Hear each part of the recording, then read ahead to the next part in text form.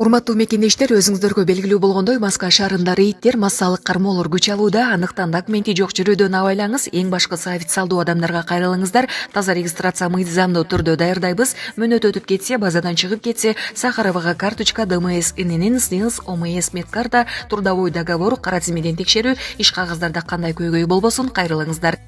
Байланыш телефону +7 929 541 02 05. Абхазия президенттик шайлоодогу атышууларга карабай жаңы башчысын шайлап алды. Бадыра Гунба Абхазиянын жаңы президенти болуп шайланды. Бул туурасында чет элдик басылмалар кабарлады. Маалымдалгандай, өлкөнүн шайлоо боюнча борбордук комиссиясы алдын ала жыйынтыгын берди. Гунба шайлоонун экинчи турунда 54,73% добушка ээ болду. Шайлоочулардын 70% катышып, 2065 шайлоочу талапкерлерге каршы добушун берген.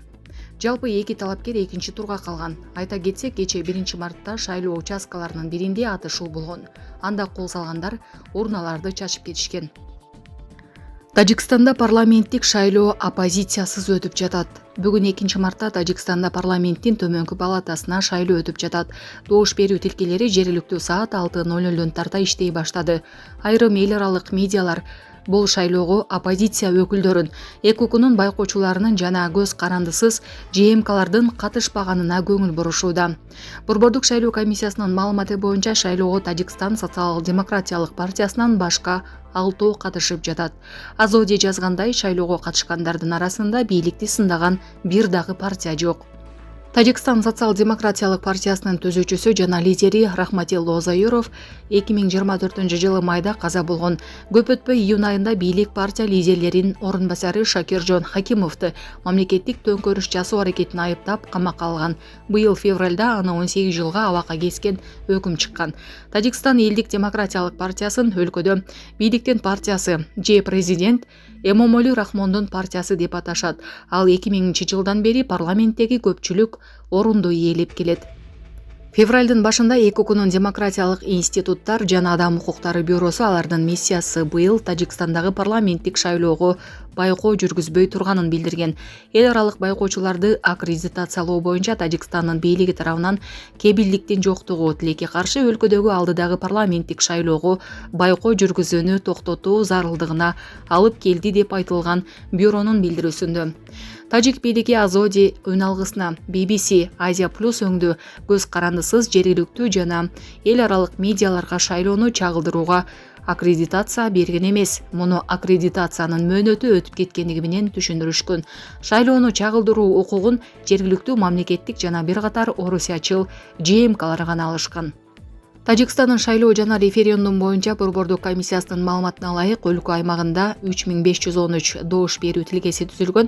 Чет өлкөлөрдөгү 28 дипломатиялык өкүлчүлүктөрдө дагы 36 тилке иштеп жатат. Добуш берүүгө 5,5 миллион жаран катышалары жарыяланган. Жергиликтүү мыйзам боюнча шайлоочулардын 50%дан ашыгы добуш берсе, шайлоо өттү деп эсептелет. Тажикстандын парламентинин төмөнкү палатасындагы 63 депутаттык орунга 220 талапкер атсалышууда. 152 талапкер 41 мандаттуу шайлоо округдарынан жана 68 талапкер жалпы республикалык бирдиктүү шайлоо округунан партиялык тизме аркылуу катышууда. Булак Азаттык. Орус оппозициясы Берлинде Орусия Путинге каршы деген жүрүш уюштурду. 1 март күнү Берлинде Орусия Путинге каршы деген ураан менен орус оппозициясынын жүрүшү өттү. Свобода радиосунун балоосу боюнча акцияга 1,5 миңдей адам катышты. Уюштуруучулар 3,5 миң катышуучу болгонун билдиришти. Полиция катышуучулардын санын 800 деп эсептеген.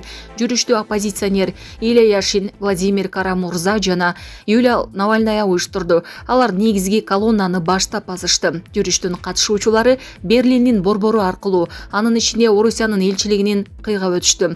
Акция Бранденбург дарбазасынын алдында аяктады. Ага орус ыктыярдуу корпусунун тарапташтары да өз символикалары менен катышты. Бул көбүнчө Киев тарапта согушкан орусиялыктардан турган Украина аскерлештирилген бөлүгү болуп саналат.